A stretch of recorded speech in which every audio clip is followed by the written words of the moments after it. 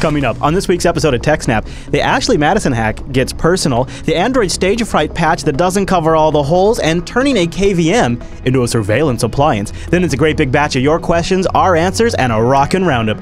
All that and much, much more on this week's episode of TechSNAP.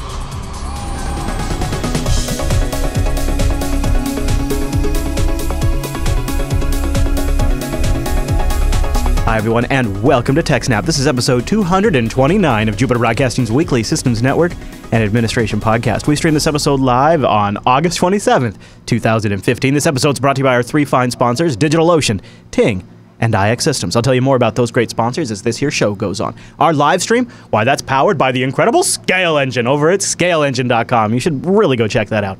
My name is Chris, and joining us every single week is our host, the admin, the tech, and the teacher, Mr. Alan Jude. Hey there, Alan. Hey, Chris, everybody. Thanks for watching. Hello, sir. Welcome back. It is good to see you again. Yes. Did you have good travels? I did. Good, good, good. Well, Alan, I'm looking forward to hearing about that throughout the episode. And you know, while you were gone, turns out the security industry, the IT world, all the sysadmins out there, they didn't take the time off, they didn't take the time off, Alan. Things still happened. And one of the things that happened was, I think this is during our off time, was this Ashley Madison hack? We talked a little bit about it, I think. Just a little bit? Okay. Before. Yeah, okay. But we didn't have the details we have now. Yeah, we have some new details, though. And it's kind of interesting to be watching all of a sudden this, security theater stuff. It just takes on a different dimension when it's not, your password for adobe.com that gets taken. Right. But it's something information that you maybe really, really, really didn't want to get out there. The kind of thing that, where people are like, I don't have anything to hide. I don't care if they're listening to my... Well, this is the kind of thing maybe some people did have to hide, isn't it? Yeah. Yeah, even though in the long term, I'm sure that the IRS download your tax data API abuse was a bigger problem. This one got more traction just because... it's something people cared more about than their tax information getting stolen. Yeah. So Krebs has quite a bit of coverage on this, and so does everybody else. And quite a few people just have opinions on it and so on. But yes, according to security firms and a review of several emails that were shared with Krebs, it looks like extortionists are already seeing easy pickings on the leaked Ashley Madison user database. They're already flipping through there and looking for high-profile people and targeting them specifically. Right. But then there's also, typical trend-jacking type stuff. Some scammers get a hold of the database and just start sending spam emails to everybody. Well, I got, what was that one email I got the other day? It was like a demand for a shower blowjob. It's like, what? Really? Yeah. That, it seems like this is too hot of a target not to exploit because people are super paranoid because if you're a member of the site, you've obviously heard of the news by now. Yeah. Oof. Exactly. Well, and even if you hadn't, you all of a sudden got a lot more email than you usually did from like various other sites trying to email you saying, hey, sexy girls over here, targeting all the type of people that would have signed up for it. I've been getting, we've been talking about it on Tech Talk Today, and I got a couple of notes in my Tech Talk Today inbox where people are like, do you want me to forward you some of these scam emails I've been getting? I'm like, no, I don't want them. I don't want them. And, but we didn't want to know that you had signed up for Ashley Madison? No, they already told me that part in the mumble room. Yeah, very much so. All right, and of course, Alan, this is the kind of thing that you got to figure is going to be perfect for a phishing attack. Yeah, exactly.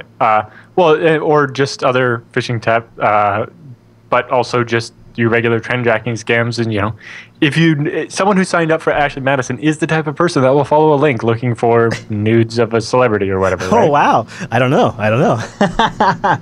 Or an Ashley Madison like clone site that promises to be secure, right? Or whatever, right? Yeah. It's like are you embarrassed by what happened to Ashley Madison? Come to our secure site. It's like what? But yeah, so Krebs heard from Rick Romero, who's an IT manager at VFIT Services, which is an email provider in Milwaukee. He said he's been building spam filters to block outgoing extortion attempts against others from rogue users on his service, and kind of has a sample he could share with Krebs of what some of the scams look like. Interesting. Apparently, there was an individual Mac who received an extortion attempt, an Ashley Madison user who agreed to speak about the attack on condition that we use only his first name. Right. Said he's loosely concerned about future extortion attempts, but not especially this particular one because, it was kind of quickly put together and probably sent to a lot of people, rather than researching each victim and trying to really get them by the short hairs, as it were. Max says he's more worried about targeted extortion attacks that are against him specifically. He says a few years ago he met a woman via Ashley Madison and connected both physically and emotionally with the woman, who is married and has children. As a father of several children of his own who's been married for more than 10 years, Max said his life would be incredibly disrupted if the extortionists made good on their threats. Yeah, I would think so. They have a sample of the email he got, the scam email. It says, unfortunately, your data was leaked in the recent hacking of Ashley Madison, and I have your information. If you would like to prevent me from finding and sharing this information with your significant other, send exactly 1.000001 bitcoins, approximately $225 USD, to the following Bitcoin address. Sending the wrong amount means I won't know it's you and who paid.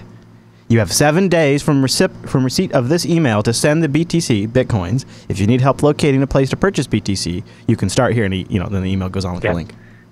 What's interesting there is, unless this guy was the very first one, then they didn't do it right with the number of Bitcoin, right? Like if it was 1.0001 for the first guy, 0.002 for the second guy, 0.003 for the next. I doubt it. Then they would be able to track who paid what. But that one just either that was the very first guy, or all the emails went up with the same number, and they're just taking money. They're not tracking anything. Yeah. But worse is that because the data is leaked to lots of people, you'd have to pay off every extortionist. Yes, exactly. If it was the people that stole it and they hadn't posted it publicly, then you could have maybe a little bit of assurance that they would not be able to, that they wouldn't come back.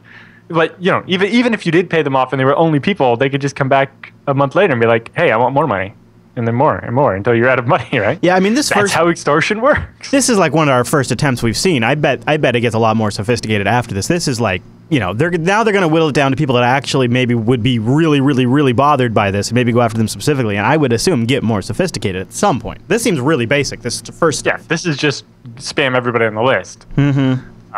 Early stuff, low-hanging fruit stuff.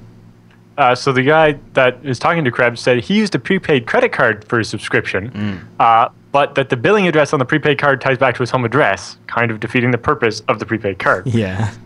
Now, generally, the reason the prepaid card is so that, if it gets stolen from the database on a site, they don't get any extra money out of you. But, if you are going to use it online to shop, you need it to have tied to your address. So, but yes, it seems like you would want another separate prepaid card not tied to any address or something.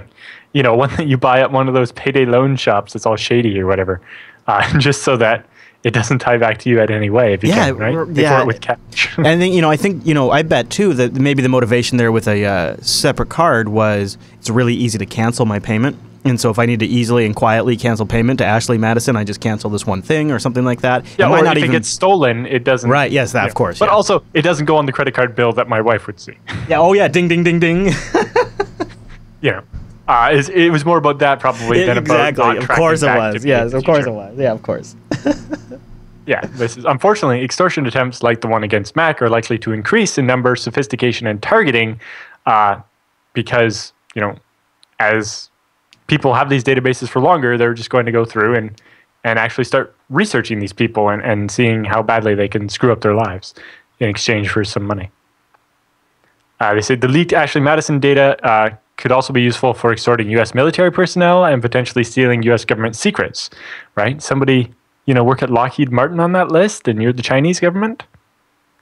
Maybe they can steal some files for you. There was quite a bit of, I think, government officials on there. They said there were 15,000 emails that ended in .mil, not counting all the, politicians and so on, and just other people that work in things related to the government and maybe didn't use a government address and so on. Yeah. It seems a little weird to use your .mil email address for this. Seems a little inept. But at the same time, they also point out that just because somebody's email's on the list doesn't mean they signed up. Lots of fake signups were done as well. I suppose so, yeah. Sites like that don't usually verify the email address before they create the account or whatever, right? So it's very easy to go to one of those sites and sign up with a fake name and a fake email address. Of course, I don't know how you log back in repeatedly after that, but anyway. According to The Hill, the U.S. Defense Secretary Ash Kusher said in his daily briefing Thursday that the DoD is investigating the leak because of the number of military addresses on it. I believe it's Ash Carter. Oh, sorry. Yeah. Of course they would have to if enough military addresses were on there. I guess they would have to look into it, wouldn't they? Yep. But some of those accounts on there are that's embarrassing. As much as 10 years old, and so I imagine some of those email addresses don't even work. But the ones that do, some people will be like, oh, I don't even remember ever doing that because it was so many years ago or whatever, right? You know what I think the most embarrassing thing is, and it's not even so much about, I mean, it's definitely going to be embarrassing, especially for some of these service members, if this investigation comes knocking on their door. But I think the other aspect of this, and hopefully this will be the thing that stings Ashley Madison so badly that other corporations just want to protect their own butt, that they have better security. But what I think is coming out from this leak, and I could see it happening in other leaks too, is you're getting actual real information about what the service was truly like behind the scenes. And one of the things that's coming out is that essentially there was no women on the site. Yeah. There's 12,000 active women estimated on the site completely. Like, that's embarrassing. They actually logged in and used the account.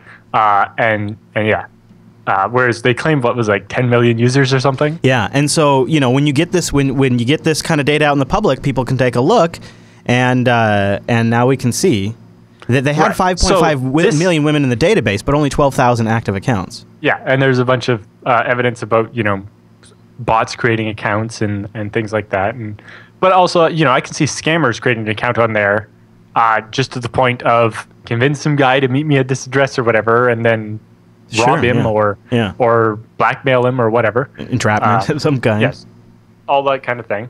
But also that I think that might be the saving grace for a lot of the people that are on that email address database, is that they will never have actually hooked up with anyone because they couldn't find any women that would actually answer on the site. Right?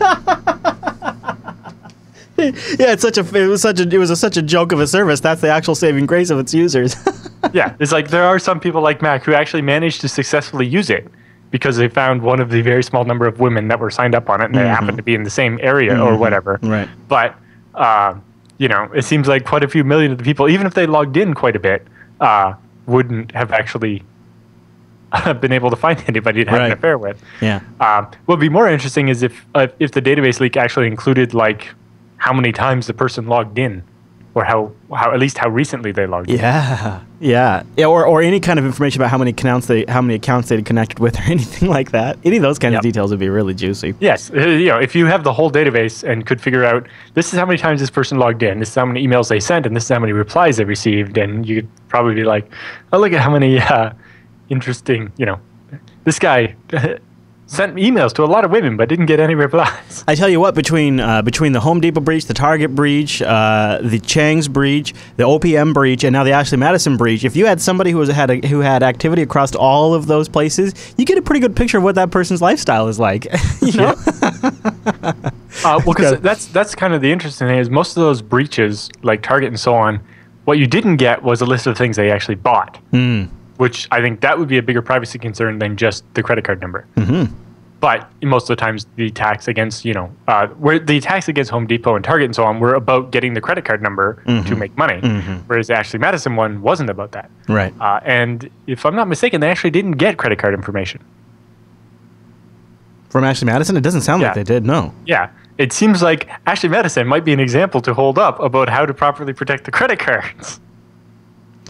Not that that's really a good example for anything else, but you know what I mean. Yes, I do. Any other thoughts on this particular story, Mr. Quite a bit. There's a bunch of extra links. There was some local papers finding, people that work for the city or government or whatever on the list. Yeah. I don't think I have a link for it, but I remember reading somewhere that there was a suicide that might have been linked to it as well. Somebody found their name on the list and got overly worried about it, maybe. I don't know. The other interesting one was John McAfee, who's kind of known for a bit of a nut job, but just look at, we talked about him before when he was hiding in South America. Yes. There was a dead body, and anyway, he thinks that it was an inside job from a woman that worked at Ashley Madison and was sick of the site and the type of people that used it and so on. Yeah, McAfee cites research involving the wording of the leakers' manifestos, the attacker's intimate knowledge of the technology stack at the company, as well as his own expertise and reliable sources within the dark web, which he says have yet to fail me.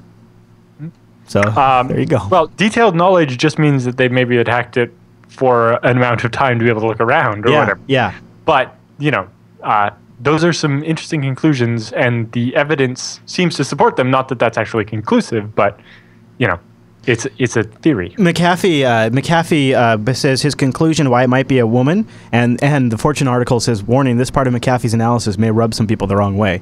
It says he cites the attacker's use of the word scumbags and her apparent predilection for Valentine's Day as decidedly feminine. That's really where he gets the idea that it might be a woman. He says, if that does not convince you, then you need to get out of the house more often, he says. I love this guy. Yeah, he's the Donald Trump of the security world. Yeah, I was just going to say that. Yeah. This guy is the Donald. It's just... Yes. But at the same time, the motivation of the attack and a bunch of those kind of does suggest that it might have been a woman, but it's hard to say. People can be motivated against that kind of behavior by religious things or any. I tell you the truth, man. I hate Valentine's Day, so I might. I just pretend it doesn't exist. I tried to do that too, but it always backfires. Yeah. Oh boy. All right, that's an interesting. But then there was one. The other thing that got breached here was actually some of the emails from inside the company, like the CEO and stuff, right? Yes. And so Krebs has an interesting tweet saying where the only thing potentially of interest or useful from the Ashley Madison CEO's inbox are clues about former employees who may have had an axe to grind. But also, there's one exchange of emails where I think it was the CTO or somebody at Ashley Madison found a security vulnerability in a competing site and scraped their entire database. Yeah, I saw this. Yeah, and so around that time, Ashley Madison was actually looking at buying the other site and incorporating all of its users or whatever.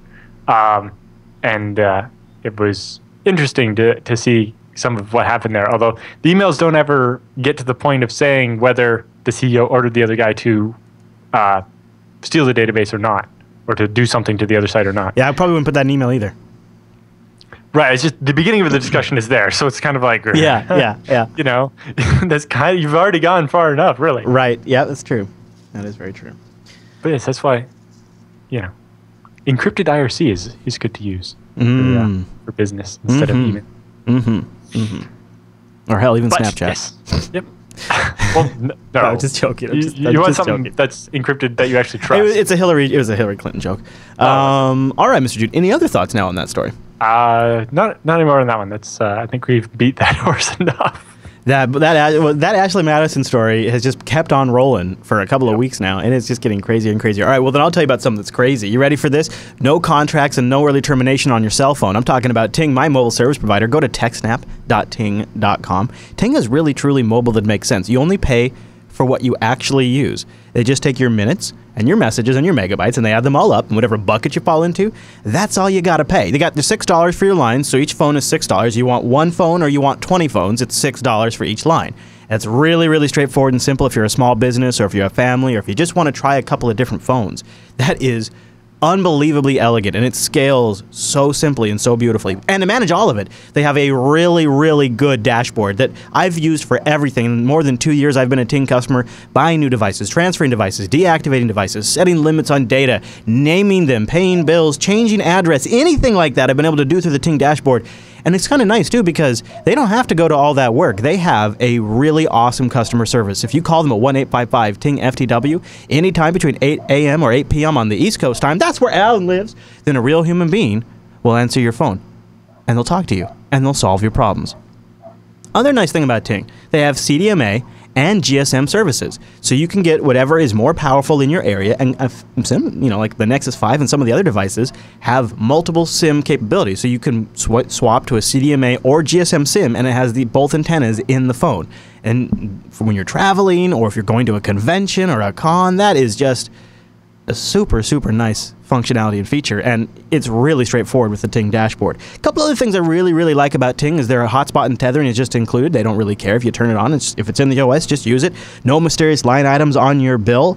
And really, the thing that I think is best about Ting is they have a ton of great value devices. Remember, these are all unlocked, no contract. You can start right here at the LG 450.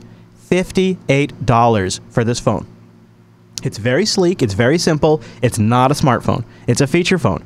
which is kind of nice if you're a bit of a Luddite. Really, $58, no contract, no early termination fee, and you only pay for what you use. And you know what I think is really great about this is it has a front-facing camera right there, and a front-facing LCD screen. You could probably take a picture of yourself with it. You could take a selfie with this phone. You can't do anything with it. You're not going to post it anywhere. It's not a smartphone. That's what's so wonderful about it. It's just a phone. The LG 450 for $58, no contract when you go to techsnap.ting.com. Or maybe step it up a bit. You want another value device? HTC Desire 510 Blue. It has the HTC One build quality in a phone that's $88 with no contract from Ting. When you go to techsnap.ting.com. They have the whole range of devices. Really nice devices, the latest devices, and great value devices. Also, be sure to check out the Ting blog. Always good information over there. Like a giveaway, they're giving away an LG G4, which is a very nice phone.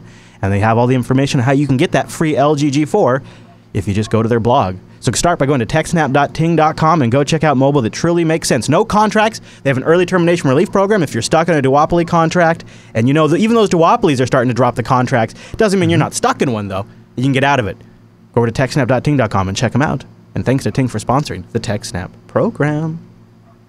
All right, Alan, so remember when we talked about StageFright a couple of weeks ago? It was this, if I recall, it was like an Android flaw that could basically be executed by getting the Android device to somehow play like an MKV file or an MP4 file of some kind, and then it would exploit the system. Part of it was I think you could actually send an MMS message to people and trigger it. Right, yes. That was sort of like another way to activate it. Yeah. Yeah, and in that case, the user doesn't have to be tricked into going to a website or anything. You just spam every phone number with an MMS message.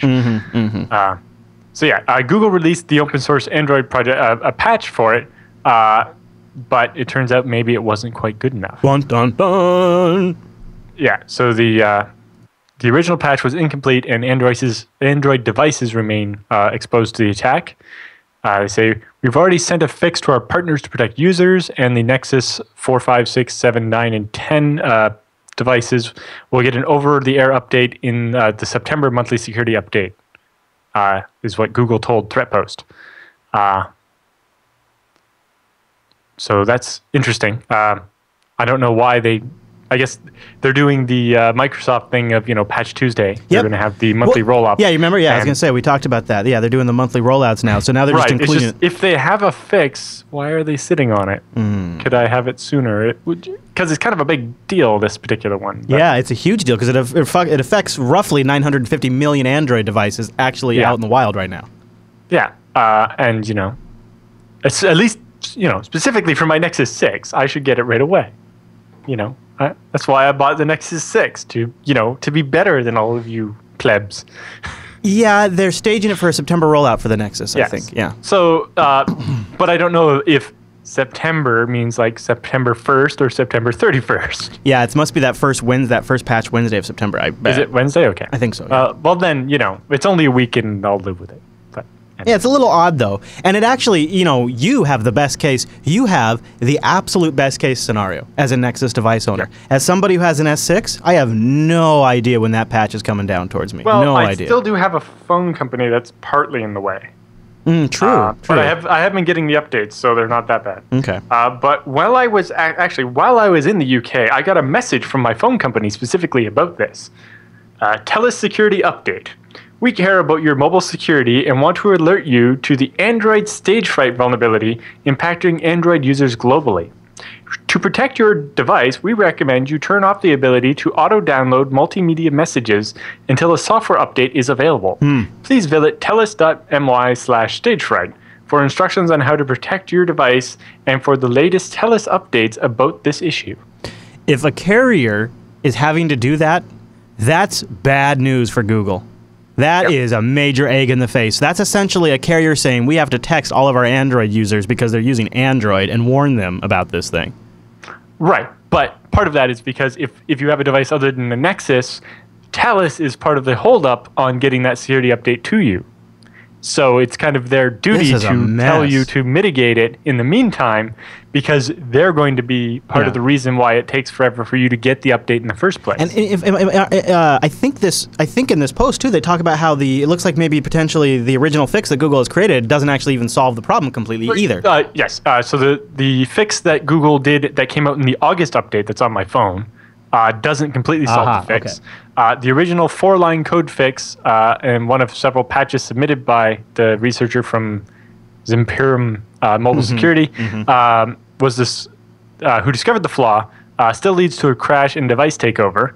A security researcher with Exodus found a problem with the patch, and they hinted that it could be similar problems with all the other patches. Jeez. They failed to account for the integer discrepancy between 32 and 64-bit, apparently. They're not accounting for specific integer types, and they were able to bypass the patch with specific values that caused a heap buffer allocated to overflow. According to the public sources, many more issues have been discovered since they reported the bug in the MPEG-4 processing on Android. I expect to see continuing fixes on the StageFright code base in the coming months. You remember? So even September might not fix all of it. So this is amazing. So it's something as simple as MPEG-4 playback is now capable of completely owning an Android device. This sounds like Windows. You say as simple as MPEG-4 playback, but it's actually pretty complicated. Okay, all right, fair enough. But I mean, if you remember back a couple of months, there was the what was it? An MP4 file that you feed into FFmpeg could then run random commands on your machine. Oh, really? Well, yeah. Okay. And what was funny about the post on the security mailing list was the video they had that caused it was like gay porn or something. Oh, geez. Well, and they attached it. They're like, here's a proof of concept or here's a video that will crash your FFmpeg. If this video crashes your FFmpeg, you're still vulnerable. That's pretty funny. And you just say, this guy discovered this when this video getting uploaded to his video site and processed by FFmpeg was crashing it, and he figured out how it worked or whatever. But yeah. Well, I guess I would say anytime you're taking a large set of input, there's whenever potential. You're taking any user data, there's a risk that it's going to explode in your face. Yeah. Oh, geez. And this is why, actually, if you check out this week's episode of BSD Now, which should be out actually right now. It is right now. We interviewed Damian Miller of the OpenSSH project, and he talked a little bit about why they're changing away from certain crypto ciphers, and it was specifically because with the way that you encrypt and authenticate data, right? Because you do encryption so other people can't read it, and then authentication so that you can tell if the data has been modified in transit. And with those two different things, there are 3 different ways you can put it together. There's like encrypt, then MAC, encrypt and MAC, and then MAC and then encrypt or something like that. And basically, SSL and TLS do it one way, IPsec does it a different way, and SSH does it the third way. Turns out only IPsec did it correctly. And so that meant that it was theoretically possible with OpenSSH that someone could modify the data, but the way SSH worked, you have to decrypt the data in order to then get to the MAC to read it to tell if the data has been modified. And so you have to operate on untrusted input, and that's suboptimal. Whereas if you could verify using the MAC that the data wasn't screwed up in the first place, then if it's been maliciously modified, you could then ignore it, right, and not have the problem of operating on this data that might be malicious. Anyway, it's a good interview. Check it out. There you go. BSD Now episode 104. That does sound really cool, Alan. Yep. Google noted that in addition to the Nexus devices, the original patch for other mobile providers, including Samsung with its Galaxy and Note devices, HTC, LG, Sony, Android, etc., or Android One, etc., will be coming out at some point. The code's available to all those companies. They just have to finish making their update.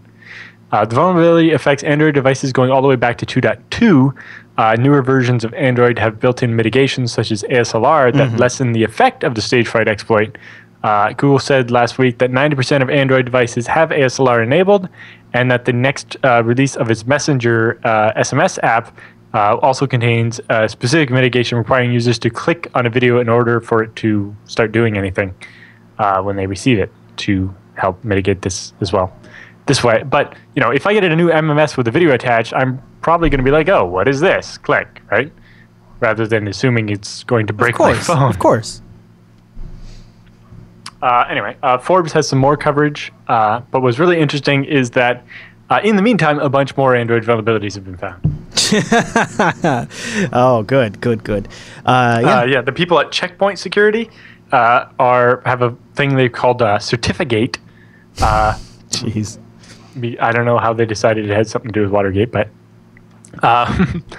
they with a way that you can spoof certificates and stuff on Android, which is obviously a big deal.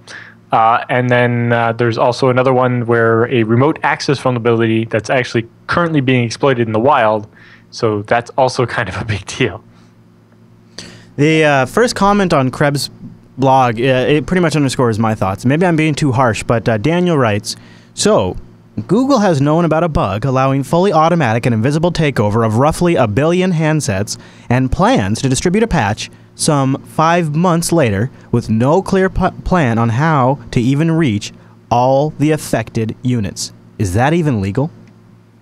Well, you have to remember that technically, other than the Nexus devices, Google doesn't make the other devices. Yep.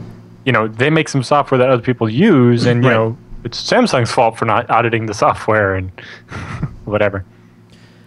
Yeah. That sounds like a really good answer. Too bad that doesn't satisfy me in practice for some reason. It just doesn't seem good enough. Maybe because it's 1 billion people that are affected by it. Maybe that's why that doesn't feel like a good enough answer. Yeah. Alan, any other thoughts on that story? I'm sure this is not the end of what we'll see with Android. And, like we mentioned with that HP article a couple weeks ago, the worst part is that we see all the same mistakes being made again with smartwatches, whether they run Android or something else. And the Internet of Things devices. Yes, Internet of Things devices, and just everything that keeps getting made. Yeah. Coming up 2 weeks from now, we'll have an interesting story about embedded Linux things and how the state of that has gotten so bad that some people in the Linux security community are now fighting back against it. The thing that jumps out at me about these stories is just how it just keeps we keep replaying some of these things and not learning these lessons. And when I think back, if one thing that could have gone differently that would have helped so much is if maybe potentially the Nexus devices that had more market success, maybe the carriers could have shipped Nexus devices and not messed with them or something. Because if the Nexus devices even had half the Android market share, even half, it would make such a difference. We would be talking about 500 million users. It's just such a shame. Right. Well, I don't know that it's necessarily Google's fault for the, that the Nexus devices aren't everything. And part of it is they don't want it to be, right? They want I don't know what the other carriers to do some of it. Yeah. But Google doesn't really want to be a phone company, I don't think. Right? They want the users on their ecosystem, but they prefer it if somebody else made the devices. I'm not sure that's true, though. I mean, look at the Nexus. They kept the Nexus line going. They've launched their own wireless carrier service. I mean, they keep sending really mixed messages here. It's like, now they have Android One, and Android One they control top to bottom. They even control which hardware the manufacturers can use. They have pre-approved hardware. Yeah. So it's like, I don't know, Alan. I feel like Google, if they could do it over, wouldn't do it like this. Well, yes, I think they might have learned their lesson with that, make something open source and let companies build stuff on it, and they will do terrible things. And we found this in the FreeBSD camp, in that they all realize their mistake and fix it. It just takes them more than 5 years to do so. Right? They'll base software on some version of FreeBSD, and then they will just keep using that version, even though once it's not supported anymore. Yeah. And we keep using it. And eventually they're like, well, we have to switch to something newer, and we have to catch up on the last 7 years of development and try to do it quick. And, I know at one company there was a guy whose job it was for 2 years just to try to catch their stack up to the latest FreeBSD. That's a nightmare. And they gave a great presentation at BSDCan about how we will promise we will never do that again. We're going to follow ahead and make sure that our development environment. So every time we make a new product, it's based on the latest FreeBSD, because otherwise you just end up with this technical debt that you can't. Yes. Now, can they go around and beat that into everybody else in the industry, please? Exactly. The problem is that we keep spawning these new industries, and they make exactly the same mistakes over and over again. Yeah. But very good. That, again, actually harks back to the OpenSSH interview. Part of the things we talked about is removing legacy stuff like triple des from, and even MD5 from OpenSSH, to avoid what we found with OpenSSL, which was, we had these downgrade attacks or just tricking people into using old versions of Cypher that had known problems. It's like, if we can get rid of that stuff, we just will avoid having the next, heartbleed for SSH by just making sure we clean up in a controlled manner instead of having to do it in a rush once somebody finds a problem. Boy, that is a good lesson for them to learn. Yep. All right, Mr. G. It really highlights the difference between how OpenSSH has actually been maintained the whole time and had people actively working on it versus OpenSSL, which was kind of created and then people paid contractors to build stuff onto it or whatever, but no one ever had to go through and mop up afterwards. That is an interesting, when you think about it, that is a very interesting observation. It makes a big difference, doesn't it? Yeah, and we also talked a bit about the monoculture of OpenSSH and mostly how at least it's actively maintained, so it's not as bad as what the monoculture of OpenSSL was. Hey, let me before we go too much further, I want to tell you about Alan Jude's secret weapon, the thing that makes Scale Engine really tick. That's our sponsor, iXsystems. Go over to iXsystems.com/TechSNAP and learn more about iXsystems. You can also grab the ultimate guide to buying a new server for open source. iXsystems.com/TechSNAP. Check out their whole site. They got everything from huge iron down to things that'll run in your small business land, no problem, like the free NAS Mini. And Alan Jude has been buying from iXsystems, what, Alan? I mean, I think... a couple of years now. When did I get my first free NAS? It was during this show. Right? It was like during our first year. We've been doing the show for like 4 years. Yeah, so I've been an iXsystems customer for, I think, 3 years now. Yep. And I knew about them a little bit beforehand. In fact, for that first year, we were begging them to come on because we were such fans. iXsystems, basically, I think the only sponsor I can think of that we have courted. Most everybody comes to us, but iXsystems we knew was such a perfect fit for our audience, we courted them. And you can go to iXsystems.com/TechSNAP to find out more. And if you want to drool a little bit, check out Alan's Twitter feed where he just posted some really great photos of the rig he got. Some more pictures of that. So Dang, I have Alan. 2 of these rigs at my house. These are the, that one there is that's the big one that's in the data center. You can tell because it has more fans. And look at those heat sinks on those big CPUs. You got some RAM in there. 128 gigs of DDR4. Nice. Yeah. And that one's got 2 of the LSI 92078i controllers. # server envy. Alan. Wow. Yeah, there they are. Those are the controllers right there. Yep. Yeah, very nice. But the version I have at home has 3 of those controllers because it uses SATA drive, so we don't use any expanders.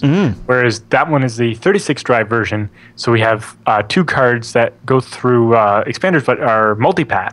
So every one of the 36 drives is connected to each of those 2 controllers. So even if one of those controllers dies, I can still access all the disks. But I can also load balance and get more bandwidth to my disks as well. That's really slick.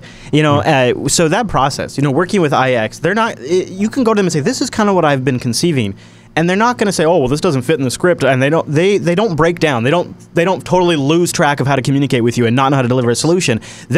I mean, you're probably a pretty smart person out there, but they're usually a step ahead of you because these people are really the experts in the field. They're really the experts at this stuff. And so when you start telling them what you want to do, they're really in sync with you, and they're often they know how to make it happen. I didn't know anything about multipath. It was like, hey, I need to. They're like, this is how you would do it. Like, yes, we should do that. And that's what's great about it. I mean, at the same time, they're like, well, those hard drives, SATA drives are not as good. It's not enterprise. And I'm like, well, I really want to do it that way. And they're like, okay, so you'd have to do this and this. And, here's the limitations you're going to run into because of that. You won't be able to just add a sled of extra drives because you won't be able to cable them probably. If you use SAS, you can because, you just have one cable going from a box of drives and you get that much more storage. Yeah, that's nice that they make it clear. They can actually explain the trade-offs. Or, at the one point we were looking at, we mostly just used, the V2 processors, the, I guess it would be Ivy Bridge Xeons. And, the nice thing there is it uses DDR3 RAM, which is cheaper. But the way Intel's done it, the Haswell processor that's in the same step is actually got 2 more cores on Haswell. And, this is what it'll cost to switch over to DDR4 RAM. And I was like, for that price, I would like the extra cores and the faster RAM. Yeah, nice to be able to make that choice. I had the choice. Whereas if you go to some other place, it's like, well, we have this model, we make this model up to a certain point, and then we stop making it, we make this new one, and your choices are that or that. I remember when I was speccing out, I mean, Alan, you don't just have to be like buying as many servers as Alan for them to treat you with that level of customer service. Well, I don't buy that many servers. That's only like, well, you've bought, over the years. That's a lot. But I mean, over the years. But I mean, like when I just bought my one FreeNAS Mini, like I still got like that level. Like I remember one of my big questions was, I'm going to have 12. My first setup was a 12 terabyte, which doesn't seem like that much anymore. A ZFS pool, and I wanted to know really how much memory did I need, and I was like, I don't care. I'm going to throw a ton of memory at this thing, and so I spec'd it with like a ton of memory, and they got a hold of me. They're like, just so you know. And they kind of really ran through like everything from like power consumption to like how much RAM's actually going to be utilized by the system and the file system, and ended up knocking like $200 off of how much RAM I was going to spend. Well, yeah, because it can also impact the motherboard. A typical like motherboard you would use for an E3 or i3 processor tops out at 32 gigs, which is probably enough for even a 12 terabyte pool. But if you decide you want more, then you're talking about a server-grade motherboard with either the Atom or like an E5 or something, and even the single-socket E5, and that makes a big difference. I was talking with Dan Langilla when he was building his server. It's like, well, are you actually going to need more than 32 gigs of RAM? Because that's, swapping the motherboard and a higher-end processor and all a whole different category. Is a whole different category, but it does mean that you can then go up to 384 gigs of RAM. Yep. And, that's a lot of RAM. Yeah. Well, my systems can support up to 1.5 terabytes, although you'd have to buy RAM sticks so big that they don't actually make them yet. That just boggles my mind. With 24 slots, you're still going, like, if you look at the pictures, most of my RAM slots are not populated. I did notice that. I did. When I was looking at that, I did notice. 24 RAM slots, and I'm using, 8? That's for future expansion now. That's great. Yeah. That's really cool. So iXsystems.com/TechSNAP. Head over there, check them out. Let them know the TechSNAP show sent you. You can also get that free white paper if you want to grease the wheels in your organization to get things moving. Trust me, it's definitely worth the switch.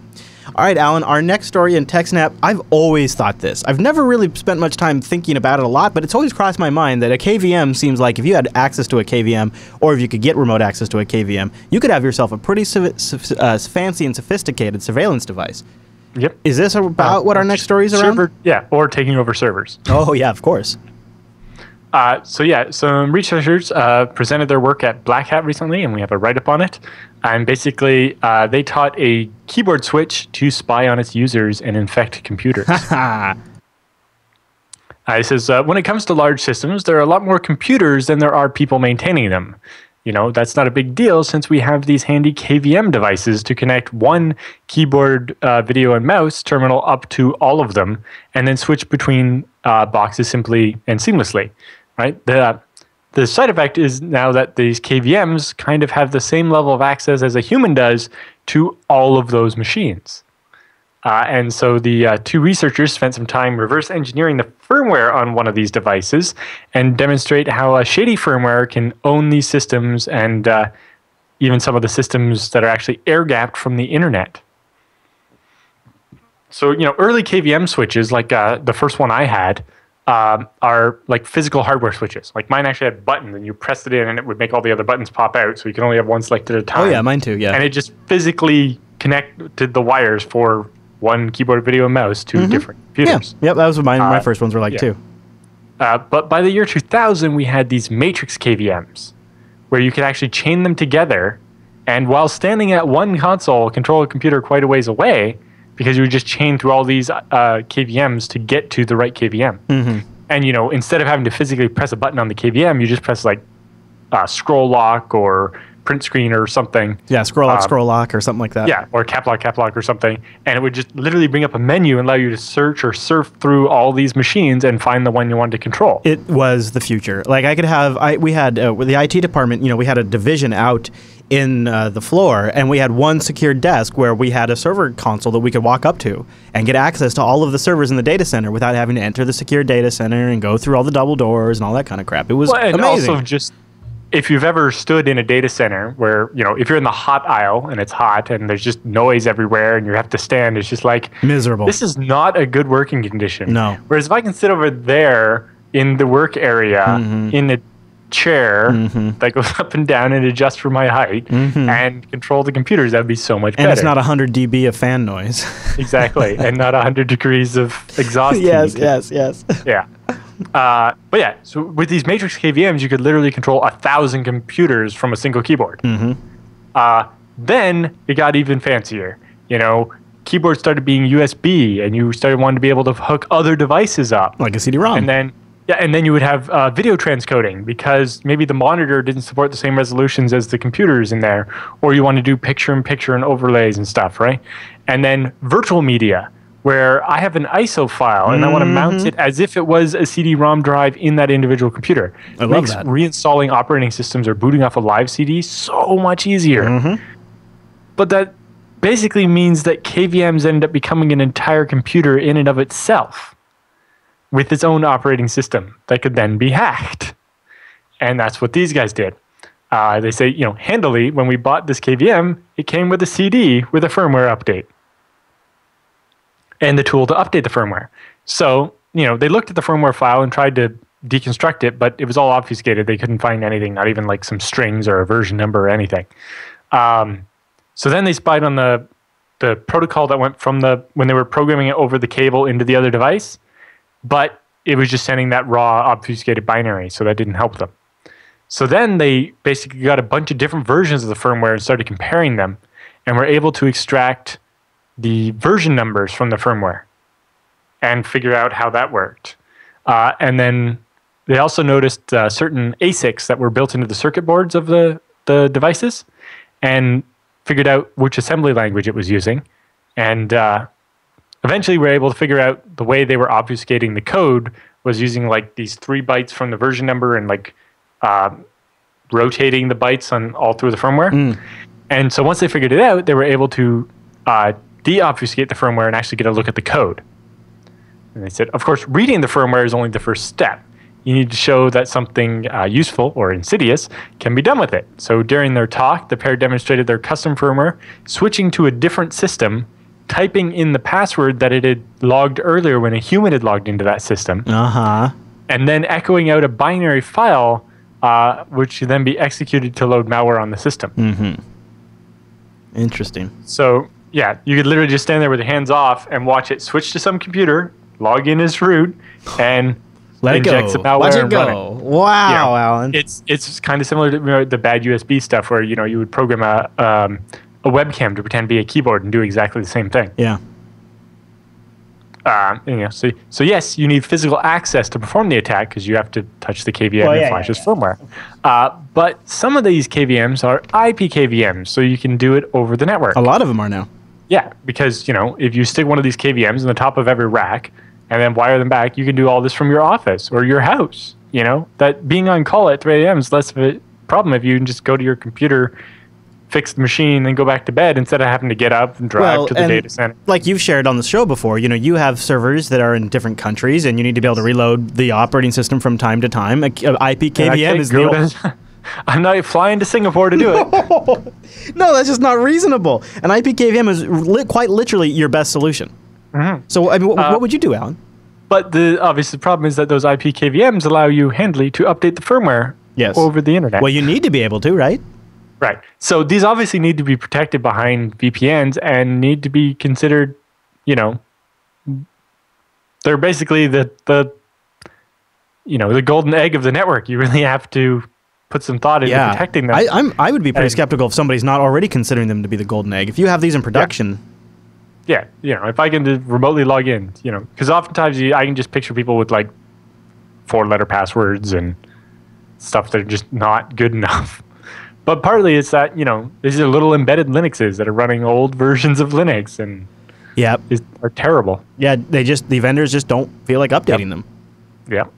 I've seen some of them that are running like an embedded version of HP UX. Oh. You know what I find crazy common is like Linux kernel 2.2. Now you think about that, Alan. 2.4 and 3.6. Yeah, sorry, 2.6 and like 3.0, like these are all versions like that have come out since then, and they're using 2.2. We're already on 4. something, right? Well, yes, that is true. Yeah, in fact, let me tell you right now. I could tell you. Let's see, my machine here, which was updated like as of a week ago. I'm running 4.1.3 right now on my machine. So, yeah. The fact that a lot of these KVMs are using kernel 2.2 is almost inexcusable. Do you do anything you want to share to kind of protect yours since you have these? Basically, you have to hide it behind a VPN that's strong and only let access from that IP of the VPN? Yep. Well, you just, like VLANs and stuff to completely isolate it so there's no way to get to it except for the VPN. Now, IPMI, which is like a special version of this that lets you do everything, including power off the machine or whatever, and has built-in IP KVM, they can be a little slightly more insidious because oftentimes there'll be a dedicated Ethernet port for it. But if when the machine is powered on, nothing's connected to that port, it will fail over to acting as a second MAC address on the first main network card. Now what now? So basically, the network cable you plug into the very first NIC will have two MAC addresses. One that goes to the NIC in the operating system and one that goes to the IP KVM. Is that for management identification, or why do they do that? Well, they do that so that you can not have to take two switch ports for every server. Oh, so you could actually manage it over on the same connection. Okay. Now, in the software, you can set a VLAN or whatever. Yeah. But basically, some people would think, oh, well, I have my VPN not hooked, or the IPMI is not hooked up because I didn't plug a cable in there. Yeah. Well, if you didn't set the BIOS setting to force it to always use that port, it will fail over and start using the other port. And then, if you don't think it's reachable, maybe you didn't change the default password from admin in uppercase. Wow. I remember when it wasn't called IPMI. And that stuff you had to pay an awful lot extra for it, and it came as an add-on card. If but your Dells and HPs, your Dell calls it DRAC, and HP calls it integrated lights out. Yeah, and so on. IPMI is actually the standard that most of them are based stuff, right? Yeah, Intel's is AMT.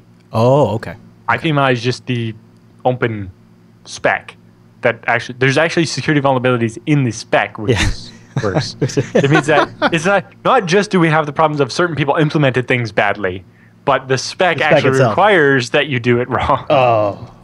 And there's some terrible things. But yeah, the biggest one there is, if people don't realize that the default setting is have it get an address from DHCP and listen on that first NIC, it's like, make sure you actually have it locked down and on a physically isolated network. Yeah, because the first thing a vulnerability scanner is going to do is look for things like that. Somebody coming in and scanning and stuff. All right, Mr. Jude, do you know how you can manage all of that and not have to worry about it? Oh, sorry. There's a little bit more to the story. Oh, go ahead then. I say that there are many vectors available here, and knowing that, and discussion turns to prevention.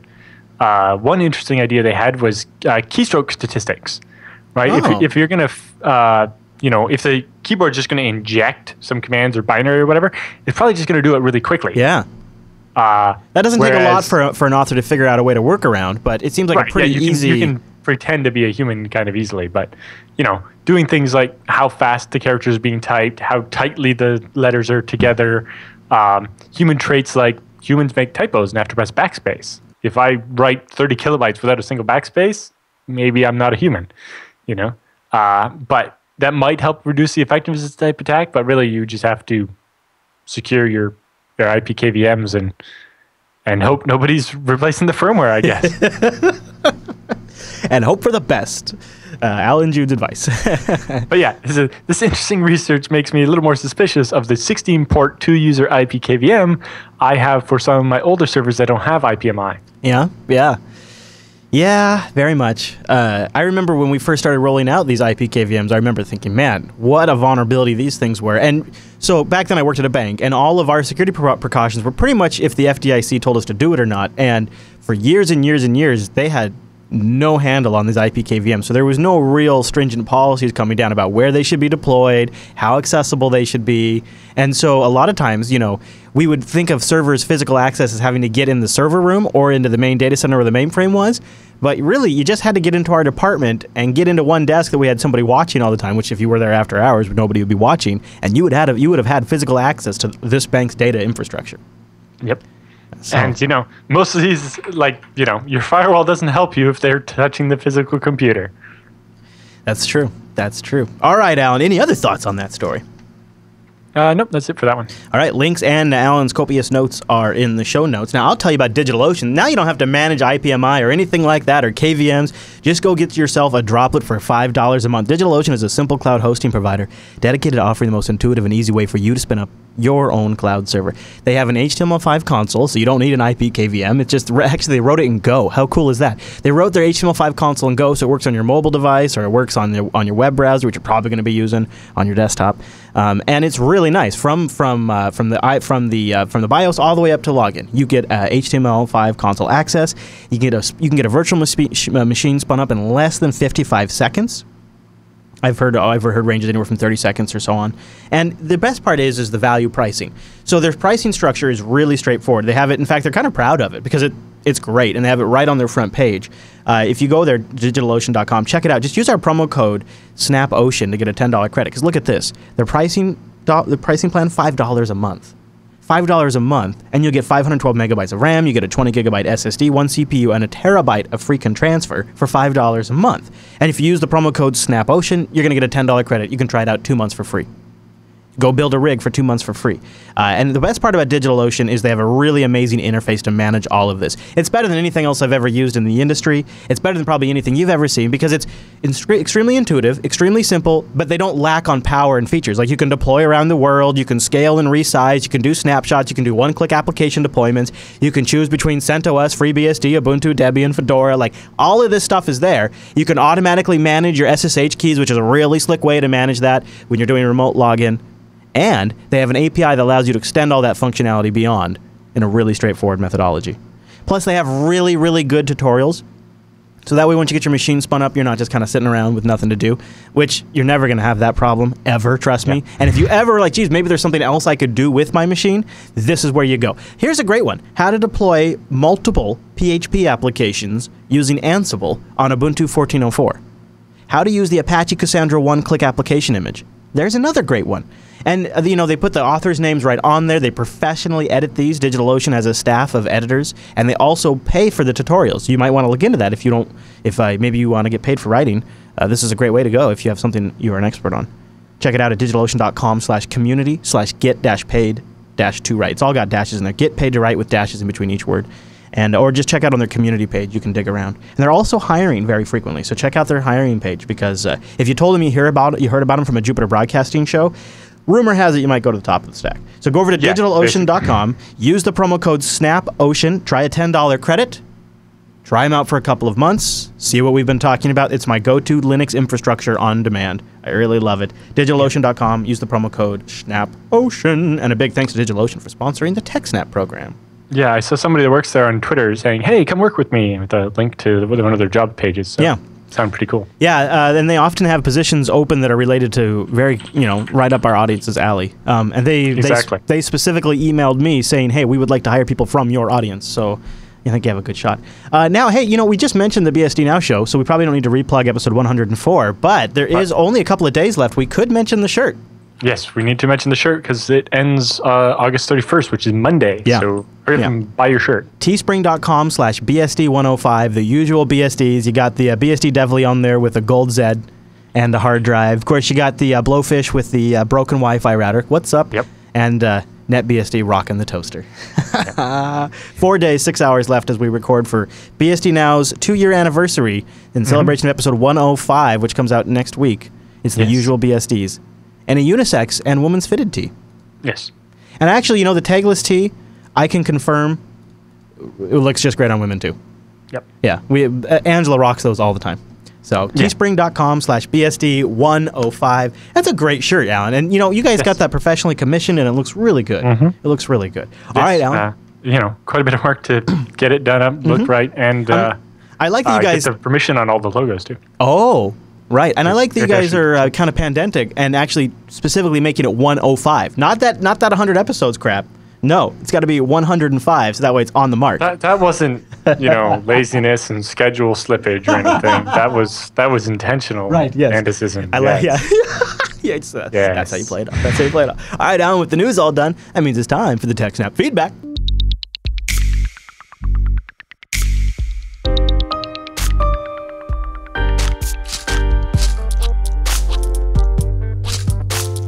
Thanks for sending your emails to TechSNAP@JupiterBroadcasting.com or popping that contact link at the top of the Jupiter Broadcasting website or starting a thread in our subreddit over at nope, we don't use that anymore. TechSNAP.reddit.com. Boy, that was a callback. So Omar writes in, and he's got quite the conundrum. He says, "Hi guys, one of our executives connects his Mac Mail application to our Exchange server via Exchange Web Services. Now he's concerned that maybe they've been hacked. So no VPN is necessary. On his last 2 trips to China, his internal email has been stopped by our outward-facing SonicWall email security appliance. Considering that this email is meant for someone internally, meaning on the same domain, it should never have gone outside to begin with. I checked our Exchange server logs and see no reference to this email being sent, which is no surprise considering it came from the outside. The details from the SonicWall email appliance show the originating IP is 72.35.23.35. This IP is not associated with us. The hotel our employee was staying at is the Pullman Hotel in China. The hotel supposedly uses a VPN based out of Hong Kong. This VPN is so guests can access Western websites. Wow, look at that, a hotel-level VPN. Is it possible the email address was intercepted and resent via another mail server? It just doesn't make sense that the email would be not sent internally from our Exchange server while he is connected to it. Thanks, guys." In this case, the IP address is like specifically an SMTP sending server for something called electric.net. So I'm wondering, it might be setting specifically to his laptop that are causing that. Ideally, if you want to make sure that nothing's happening, you would connect to the mail server over SSL, right? And as long as the certificate's right, then you know that the packets aren't being molested or modified. But, you know, maybe you should use a VPN anyway, and VPN over VPN. But I think the confusion, I think everything might have been okay, and the confusion is that the SonicWall is actually intercepting the email on the way in as it's about to go to the mail server. Well, that would be, but if he's sending from one Exchange user to another Exchange server, it should never be going through the SonicWall. Well, I guess the SonicWall is doing the SMTP, right? And it's supposed to be doing right. But if Exchange. but if it's all on the same mail server, it doesn't go through the SMTP server on Exchange. I don't know that much about Exchange. Specifically, I don't know if Exchange Web Services actually does some kind of SSL or something. That's possible. In fact, that is very possible that it configures the Apple Mail client to use SMTP. That might be exactly what it is. I bet. I bet if you check the client configuration, that's exactly why. Yeah. And then the Mac is configured to use the CEO's home ISP's mail server or something. Yeah, I bet it's using Exchange. So the IP ends up going back to CenturyLink. The Exchange Web ISP. Services using Mac Mail, if I'm correct, it uses Exchange Web Services to get things like address book lookup and to do some calendar and exchanging things like that. But it doesn't use it for actually sending and receiving of the mail. I think it uses IMAP and SMTP for that on the back end. Right, and that might explain why it's not working the way you were expecting it to work. But yes, if you're worried about it, you should use SSL and or VPNs to avoid. Oh, definitely be using SSL. Yeah. I haven't used Exchange since they taught it to us in school 10 years ago. Lucky man. You're a lucky man. All right, Rasmus writes in with our next one. And now he has a conundrum that I think a lot of people in our audience face based on the emails we get. He says, "I'm in need of a new router for my home network, and I've heard you talk about the virtues of pfSense, and I must agree it looks pretty great, and I love the idea of an open and powerful system with a proper update process in place. But I was somewhat dismayed to find out that the pfSense store's cheapest model is $300. Searching around a bit, I found that you can get away with hardware whose total cost comes out to be about $100. But if I go with a very minimal build, I'm afraid it'll just be inadequate for pfSense when they up their requirements during a major update.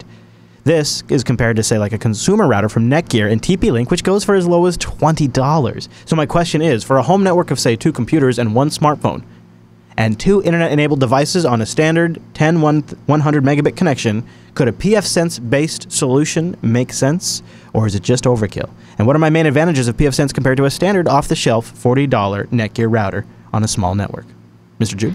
pfSense isn't really going to up their requirements, so I wouldn't worry about it. When I only needed 100 megabits, I ran my pfSense on an old Pentium 3, and it worked fine. Yeah, I mean, pfSense has been low system requirements for its entire existence now, and it really hasn't...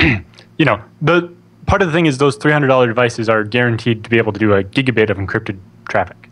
Oh. For IPsec. Yeah. Right? They're using the server-grade Atom processors to be low power but high That's nice.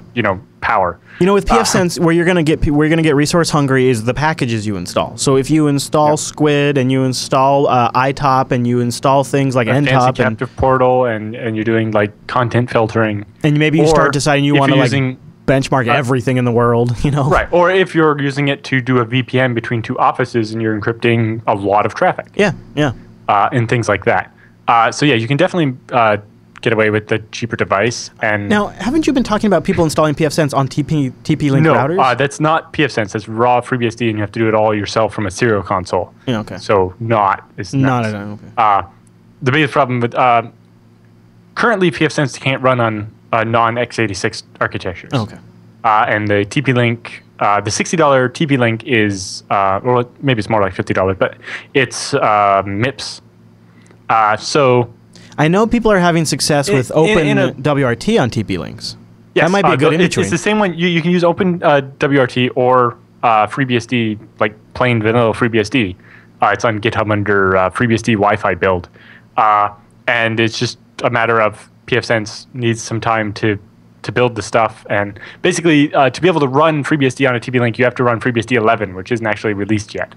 And so pfSense hasn't got around to doing it. And they're kind of in the middle of, improving the GUI and doing a bunch of other work at the same time. Yeah, boy. I mean, I guess if he needs something right now, he might want to look at OpenWRT and see what they support. Yeah, or just honestly, any old leftover computer you have will work fine. Yeah. pfSense, you definitely have a lot more expandability, more configuration. You can SSH into it. You can do all kinds of stuff. There are devices like the EdgeRouter Lite that can run FreeBSD or OpenBSD or whatever. We talked about the EdgeRouter Lite on BSD Now yesterday. Okay. But yeah, I would say I would still go with pfSense and just put it on a cheaper device of your own. I understand your requirements are quite modest, only 100 megabit. But I guess it didn't make sense for pfSense to. Part of the cost also is if you look at it, they include support and everything with the device, and they don't have much interest in a thin margin cheap device because you can just go buy that off Amazon yourself and install pfSense if you don't want support and like a warranty and all that, right? All right. You ready? So people have wrote in a bunch of times with devices on Amazon from like Jetway or whatever that's got a couple of NICs or if you overkill System 76 makes an Intel NUC with 2 NICs in it. I don't know if it has 2 NICs, but I have seen one. We've highlighted a NUC with 2 NICs. Yeah, that would be sweet. It turned into a whole meme on Linux Unplugged. Yeah. When I was talking about it. Yeah, that's right. It did. Yeah. Okay. Of course, a NUC for under $300 isn't really going to happen either. But it's true. Yeah, that's true. It depends. But the TP-Link, I wouldn't buy anything that only costs $20. It'd be too crappy. The TP-Link WDR 3600 for about $60. You can use the stock stuff or run OpenWRT or DDWRT or FreeBSD on it, and that's what I have. Very good. But the devices they have at pfSense, they make 1 or 2 for each of the FreeBSD conferences, and they like laser etch custom art into it and stuff, and they look so nice. Dan in the chat room won the one at BSDCan last year, and it's got the FreeBSD Beastie playing hockey. It's really nice. Oh, cool. All right, Andrew writes in with our next email. He wants to know about getting into the managed services business. He says, hey guys, firstly, thanks for being the source of my entertainment on many long road trips. You're awesome. Well, thanks, Andrew. He says, I run a small IT business and would like to expand into offering managed services to my business customers. I'm on a tight budget, and I'm trying to find a self-hosted managed service solution that I can run. I've looked into lab tech, but it's way out of my price range, and I need some basic monitoring, reporting, and remote control features for client workstations and servers. Do you have any recommendations for me? Huge plus if it's open source and can be hosted on my own Linux VPS. I'm already running Screen Connect, but it's very lacking in features. Thanks, Andrew. My biggest problem is that he just says managed services as if I should know what that means. I think he means like checking for monitoring, uptime, and then reporting if it's down. I'm guessing. Or managed services, is actually managing people's computers. Oh, maybe that's what he means. You might be right. Yeah, that's probably what you mean. Yeah. Yeah, because managed services could be any service. Managed services is what Scale Engine sells managed video service. Yeah, that's true. It could really be. Anyway. Yeah, I totally misunderstood. I was thinking it was like managing your systems to make sure they're up and running. But you're probably right. It's more. Yeah, I think it's just. He's talking about Screen Connect. Yeah. Okay. Yeah. In that case, I don't know if I have a suggestion for that. I would say that you get something where the machines would connect back to the Linux VPS somewhere, and then you connect into it so that you get around firewalls. And I guess that's a good way to put it. The requirements would be, and you could check out Guacamole. It does this. The requirements would be, and it's open source, is you want something that proxies the connection between the two, because they're always going to be on a NAT. They're never going to have any easy time connecting. This is something TeamViewer handles really well, too. Yep. Because it basically, they have a server that mediates this stuff for you. Yeah. And with something like Guacamole and a VPS, you could build something of the same. Yeah. And this deals with the fact that, even if you go in there and, I've had a client that does this, and he was reselling my backup service to like a chamber of commerce or something. But every once in a while, they would they close up the office for a week for vacation or whatever, and they come back and all their DHCP leases would be different, and now all their port forwards weren't working anymore. Or pointed to the wrong machines. And so, having something that tunnels out from the client's location to your VPS, where you can then connect to the VPS and connect to the clients, will deal with the firewall problems. I have no real experience in this particular area, so Chris recommends Guacamole is something you can check out. Yeah. All right. Maybe somebody in the audience knows and can tell us what they use, and we can help you out. That'd be great. Let us know in the subreddit. In fact, does Noah do something like that?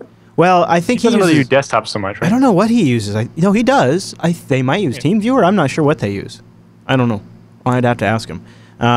So, speaking of the subreddit, which would be a great place to give us your recommendations for tools like this, that's where our next and last question comes in this week. He says, "Hello, Alan and Chris. I've been listening to TechSNAP since the early days, and I love the show and credit it and Last for rekindling my tech curiosity, and eventually led to a career change to IT." Wow, that's cool. Anyways, I know Alan has talked about SSH key management in the past and using SSH key gateways. I bet Chris uses Dropbox somehow. Would you guys please remind and enlighten the audience on how you actually manage your keys across multiple clients and servers? Alan, I would be surprised if you didn't recommend your co-author Michael Lucas's SSH Mastery book. I have it, and I'll eventually get around to reading it. I swear. Right now, I just started reading FreeBSD Mastering ZFS, or Mastery ZFS. Congrats on publishing. And the new commit rights. And Chris, thanks for all your hard work. I like the new Last format a lot. It's more concise and still top quality. Keep up the great work. Thanks again, Jimmy Eggs. So what do we have here for Jimmy Eggs? You want to cover any of that, Alan? So what I actually do, which isn't necessarily what I recommend other people do. Yeah. I have a couple of different keys. I have one for FreeBSD, and that's encrypted and exists on 2 machines and only exists on those 2 machines. That's a key I'd rather lose than someone get a hold of, if you know what I mean. I'd rather I accidentally didn't have access to it anymore rather than have more copies of it and somebody be able to get it. And then there are the keys I use for Scale Engine and so on. Part of what we do for Scale Engine, we have a Fudu, which is that security device we've talked about before. So I have a key that gets me into the Fudu, and then the Fudu has the key that gets me into the boxes. Yes, this is cool. So everything I connect to, I actually have to go through the Fudu to get there. And that provides the extra step of security, and it can integrate with 2-factor authentication and all kinds of interesting things like that. But beyond that, I basically have my SSH key on 2 USB sticks, and it's encrypted with a password. Is this it here, Alan? Is this the right one right here? Yep, that's it. Okay, I'll put a link in the show notes for it. It's a Polish company. It's the Paweł Dodek, the guy that ported ZFS to FreeBSD and wrote the Geli disk encryption layer. Wow. And built the auditing framework in FreeBSD. All right. And he took all of those things and bundled them together into a security appliance that can audit SSH, VNC, remote desktop, RDP, MySQL, Oracle, whatever way you're going to access servers in your company. And you force all of your administrators, users, and contractors to go through the Fudu to get to the servers, and it records a video session of everything they do. It supports MySQL too. Yeah. So it'll log what commands somebody executes. We needed this badly at a Canadian government thing that we do support for, where the new sysadmin accidentally broke the database and wouldn't admit it. Whereas if we had video of him doing it from the Fudu, we could have been like, fess up. Wow, no kidding, right? Yeah. The Fudu was critical when we got a a student for the summer for our company. And it's like, well, we need to have access to all of our servers, but we'd really like it if we recorded everything he did on video, and we could turn his access to every machine off with the flip of one switch. Yeah. Yeah, definitely. So yeah, other than that, I just have my keys on 2 USB sticks and connect them and decrypt them and use them. Sometimes with SSH agent, sometimes not. Usually when I don't, I'm like, I wish I had, because typing the password over and over again when the password is this long. Mm-hmm. I'm not quite as cool as Devin Teskey, who has a password that's like this long, and he can type it from memory every time. Yeah, for me, I've tried a few things. I've tried storing them in LastPass. He learned his trick for memorizing super long passwords from the NSA. So well, that's not bad. Yeah, I couldn't do that. I've tried LastPass. Well, apparently there's a trick, but anyway. I've tried storing them in Dropbox, but Noah convinced me. Yeah, Noah convinced me to use to try it with YubiKey, and he did a whole segment on SSH authentication with YubiKey. I haven't looked into it yet, but episode 373 of the Linux Action Show, he covers using a YubiKey. And for him, I watch him do it. When he goes to log into his SSH server, he just touches his YubiKey, and all this magic happens in the background, and boom, he's logged into a server. And I'm like, that is so cool. I know another FreeBSD developer he has is the Duo Security multi-factor authentication. So he logs in with his SSH like normal, and then his phone gets a thing, and he has to accept, and then he gets connected. Neat. And he bought the Apple Watch so that he stops having to take his phone out of his pocket and just touches his watch to allow his SSH session to continue. What? Oh, Wafflemaker says he's been using Noah's tutorial. And actually, we heard from a lot of people that use Noah's tutorial, and it works great. So I think I'm going to try that too. So, but yeah, you also mentioned LastPass with the command line LPass thing. Yeah. And you basically store your SSH key in this encrypted form, but ASCII armored, as a secure note, and then you can access it from the command line and then just pipe it into your SSH agent. Yep, we have that linked in the show notes if you guys want to check that out. It's up on GitHub right now. So here is a little thing that's coming up, you guys, for the TechSNAP program, is we're going to be doing a bunch of double recordings because of travel.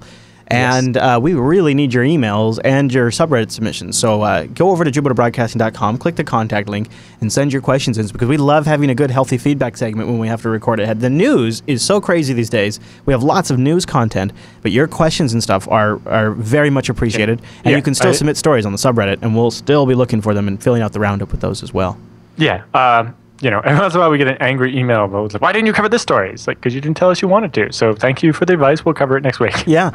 So here's email us. So also be sure you check the calendar out over JupiterBroadcasting.com/calendar, because we'll be double recording and then not live a week, and then double recording not live a week. But if you just listen on downloads, you're pretty much going to notice no change. If you watch live, you'll notice some differences as we double record, and that just means the weeks that we are here, you get double the episode if you show up live. Yeah, so this week is double episode. Next week will also be double episode, even though the one that comes out for download that week will be one we recorded this week. And then the 10th, I'm away, so there'll be a rerun, an airing of one of the extra recorded episodes. And then the 17th is right before both Chris and I leave, so we'll do another double then, and that will allow us to play out those episodes while we're gone, and we'll have used up our entire buffer. And the show should not miss a beat, and if you are subscribed to the RSS feeds, you don't have to change a thing, and they'll just keep on coming to you. And if you want to watch live, you just have the extra step of checking the calendar from time to time to see when we are going to be live for about the next month or so, as we get through this. And then the travels are all done, and the convention season is pretty much over. No, the travels are not done. I mean, for me. But luckily, the things I go to in October and November are all Monday, Tuesday. So I'm gone Monday to Wednesday. I don't have... So I'll be back in time for the After Thursdays. this next trip in September, I don't have anything else scheduled for the rest of the year. So my travels should be done, but I'm leaving the option open.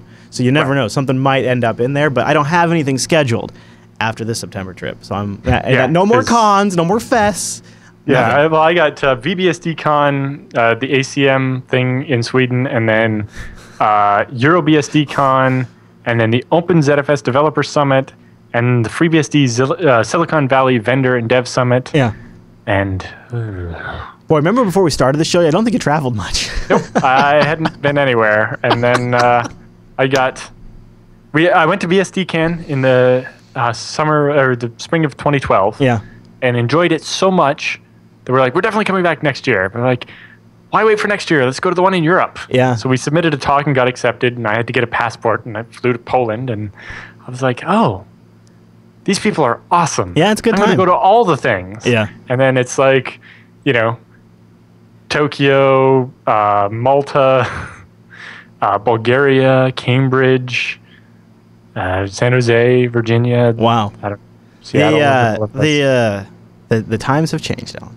Yep. And you don't get sick that often either, which is nice. No, I have a good immune system. Yeah. Every now and then I get the plague badly. I get it sometimes, just awful from the cons. All right, so go over to the site. Also, between cons and kids, yes, virus minions, as they're called.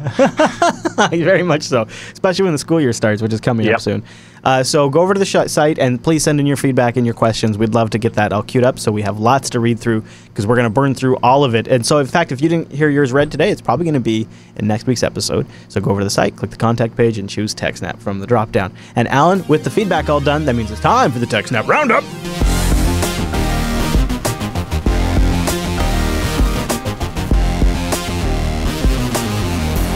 Welcome to the TechSNAP Roundup. Yeah, that's what that crazy music means. Now, the Roundup are stories that just didn't fit at the top of the show, but we still want to give you some links to follow up on your own after the show, and some of these links came from our awesome subreddit over at techsnap.reddit.com, like this first one. Microsoft has no plans to detail what is in the Windows 10 patches. Each update is going to be a black box, and it looks like it's going to stay that way. Microsoft has now released three cumulative updates for Windows 10. These updates combine security fixes with non-security bug fixes, and so far, Microsoft has not done a very good job of describing the contents of these cumulative updates. While the security content is quite fully described, explanations of non-security fixes have been, well, completely lacking.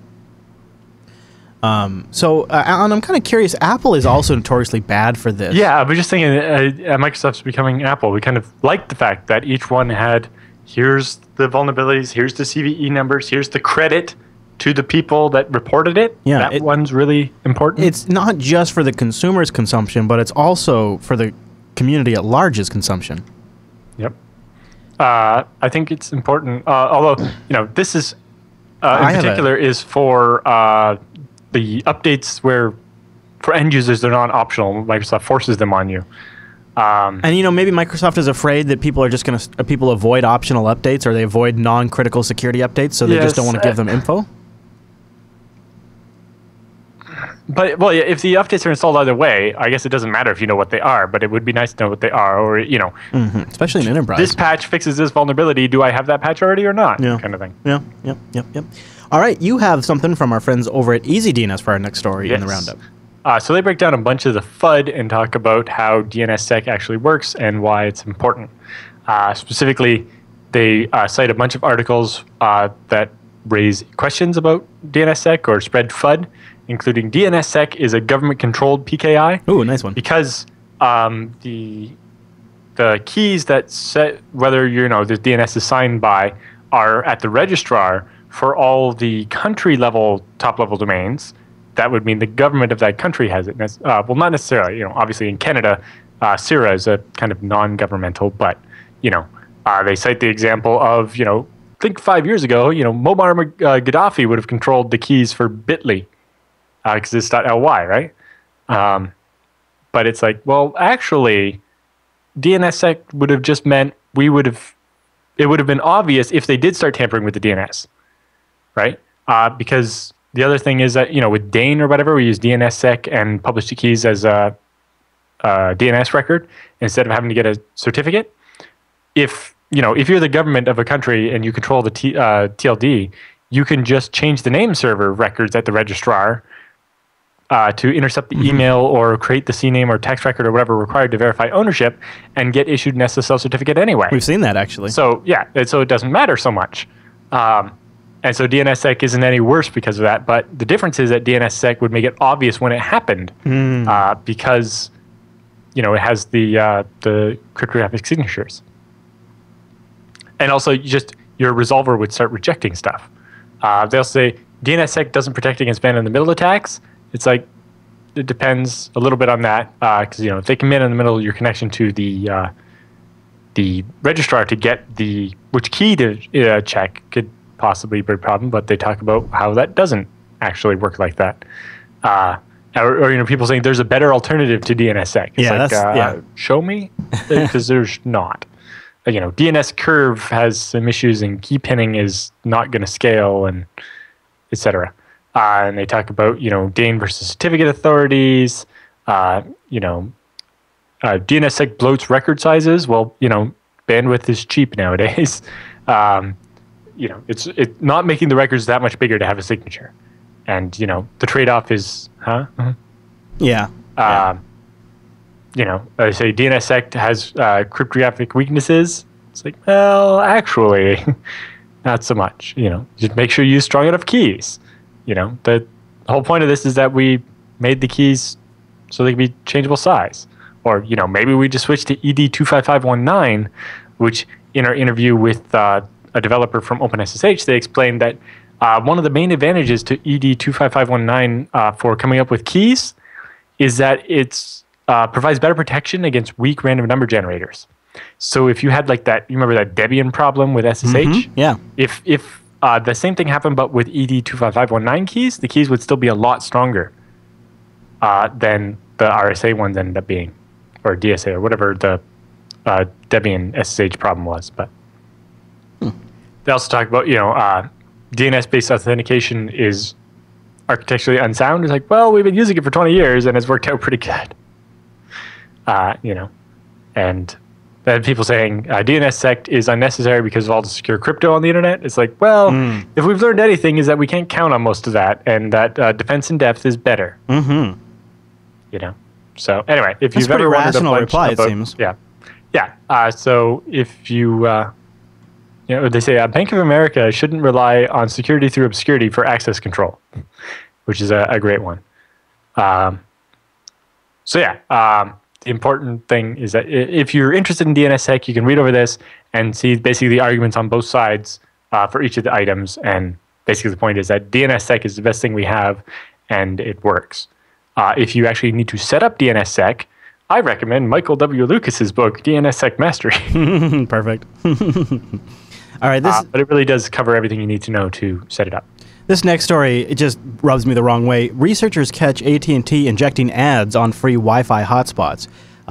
They were tampering with HTTP traffic to serve ads up to the users. Now, after the story ran, immediately AT&T tried to contact ours and said, we've just ended it for now.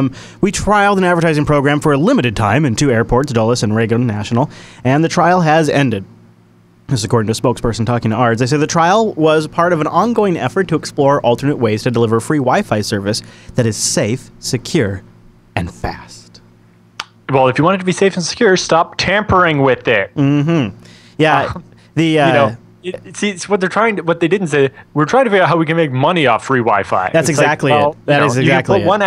You can put one ad on the captive portal page, and then you get the hell out of my connection. If you follow the money, there's this company. I don't know how you say it, it's like a Ragapa or something. It's RAGAPA, and their whole gig is monetizing hotspots. And so AT&T was working with this company to do this ad injection. This is like their whole gig, and AT&T was trying to figure out how to monetize free wireless, I guess. And some people say this may actually run afoul of FCC rules too, so there could be some issues there. But I would say in the end, if the right way to monetize it is to get the little shops and stuff to pay for the Wi-Fi. It doesn't cost that much. Yeah, have everybody chip in. And well, it's just because you will sell more. What they've done at the Toronto airport, I've seen it at a couple other airports too, is that they replaced the crappy plastic seats and everything with nice, comfortable seats at big, high tables with power outlets, USB ports, and actually there's an iPad at every seat that you can use to order food or browse the internet. Jeez. And in that case, when you're browsing the internet on it, they do inject an ad via the browser software. That's more reasonable. Local application doing that. So basically what you're saying is, but they also provide Wi-Fi, because if I'm sitting here with this thing in front of me with pictures of food scrolling by, I'm going to click and buy the food and swipe my credit card. As possibly a merchant in that airport, once you know you can rely on ubiquitous Wi-Fi infrastructure, you might start taking advantage of that as a business. So it starts. Well, it's more that you take advantage of the fact that the people are going to sit where the Wi-Fi is. Yeah. And then your ad advertising food or just the smell of your food or they're going to be like, I need a drink. Like, because it's after security at the airport as well, they actually even sell a bundle at the restaurants of stuff to take on the plane with you. It's like, oh, I want a nice sandwich to take on the plane with me instead of eating airplane Alan, food. you're making me hungry. Or, you're making me hungry. they took away my water at security, so I would like just a nice bottle of water to take on the airplane with me. Yeah, seriously. Yeah. Interesting. Okay. There are better approaches than just messing with my Wi-Fi. Oh, and I was going to say, just last ending thought on that, by the way, is I get so annoyed that these carriers, whenever they get caught doing something creepy like this, it's always, oh, we were just trying it, now we're done. We're just trying it. And so they never get in trouble because, we're just trying it. No, it's no big deal. We're just trying it. I was just trying murdering people. Yeah. I've decided I don't like it so much. Last night, all those houses I broke into, I was just trying cat burglary. I don't actually want to do it. Just trying it. All right, so tell me about this 9-year bug that got fixed, Alan. It's just so package source is something kind of like the port stream FreeBSD. Okay. But it's on NetBSD, so it works on every architecture, and it's actually agnostic to operating systems. So you can actually use package source on like a Lumos and SmartOS and other Open Solaris variants. It works on NetBSD and FreeBSD and so on. It works on Linux. It works on like some weird older Unix platforms from like HP and so on. Okay. It runs on Macs, whatever you want to run it on. So basically, it's a package system with a ports-like setup, but agnostic to what kind of processor you have, whether that's ARMS, MIPS, or x86, or like an old Japanese cell phone. Okay. And it has every operating system. Anyway, turns out there was a problem with the way they were packaging up OpenSSH, and they were disabling the privilege separation flag and not realizing it for the last 9 years. So one of the extra mitigations in OpenSSH just wasn't turned on. It wasn't actually a security problem. It just means the extra protection has been available for the last 9 years and just wasn't being turned on. And it's fixed now. There you go. Nice to know. So, it turns out that problems can be introduced not just in your software, but also in the packages generated by your operating system. Oh, man. Okay, Alan. This next story is pretty cool. Is this a data center that doesn't use air conditioning? Yes. So this is OVH data center in Canada, and they say they use 30% air cooling, so that's just fans and whatever, and 70% water cooling to equal 0% air conditioning. So they optimize for airflow. They have fresh air passing in front of servers. Air heated by the components is evacuated at the back of the servers, and hot and cold air are separated. Yeah, they use liquid hot cooling. Out, cold out. And then, so liquid cooling, they actually have, radiators, and they run the pipes like you would do for like a high-end gaming computer into each of the servers. This is slightly different than the way the data center IMAT does it. What they do is kind of like that graphic with the cold air, hot air. But basically what they do is outside, they pump cold water out of a well in the ground, run it through a chiller during the summer because in the winter, the groundwater is cold enough, but in the summer, it's not. So they get the water really cold, and they run it through pipes into the building because water stays cold longer than air. And so it runs in pipes under the raised floor. And then fans blow air over the cold water pipe, and it makes the air cold, right? And then so cold air comes up from the perforations in the raised floor at the front of the rack. And that cold air then goes through the machines, cools them off, and comes out as hot air at the back, where it then gets sucked up by vents in the ceiling and pulled out of the building. And so, they use what's called chilled water cooling, but they aren't actually having to water cool the individual machines. OVH is taking it a step further, and it means their machines run cooler, which means they can pack more tiny machines into the same rack. Right? Normally, you end up there's only so many machines you can stick in a rack because it generates too much heat.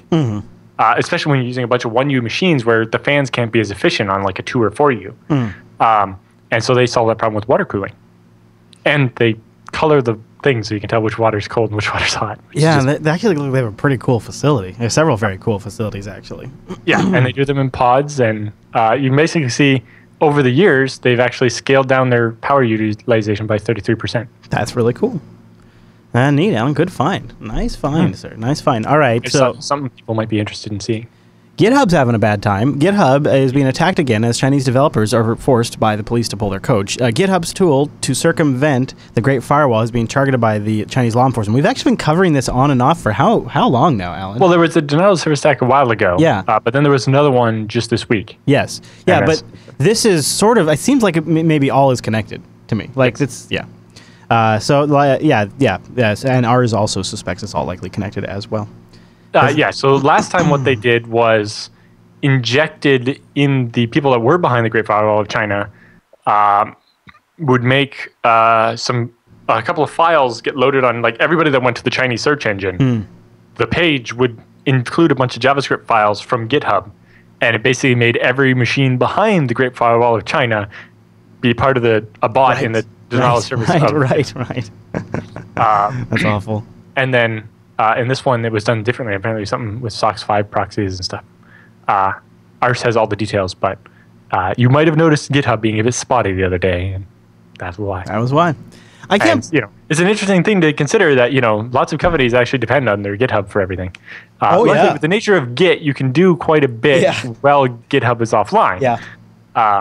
But doesn't matter. It doesn't mean you're using it properly. All right. So how can this be the first case of cyber flashing? How can this possibly be? But this is the headline from the BBC. Police are investigating the first cyber flashing case.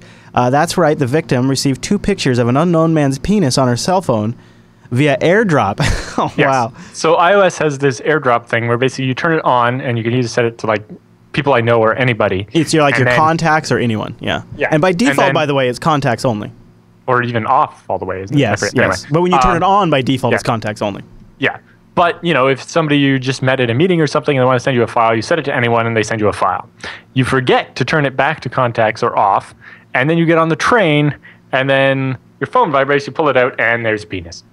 I'm actually kind of amazed it doesn't happen more often. And by the way, this is truly, I think, one of the best features of iOS. I mean, I realize it can be used for bad things, but in a production standpoint, when you have a couple of people that are shooting video on an iPhone, and you need to get all back to one device for editing, you just have everybody stand next to each other, and the iPhones discover each other. Then they set up a Wi-Fi network, a mesh Wi-Fi network amongst each other, and do direct transfer over 802.11ac or whatever it is, like the highest Wi-Fi. And I can get like hundreds of megabytes of video files transferred in seconds without having to establish any kind of network or anything like that. And the other thing that's super cool is if you put Wi-Fi's or if you put iPhones from end to end, they will establish a mesh network, and you can actually traverse a mesh network of iPhones. And it's a really cool technology that like is not being used by anything except for apparently sending penis pictures. It's like I don't even know if people know the feature exists.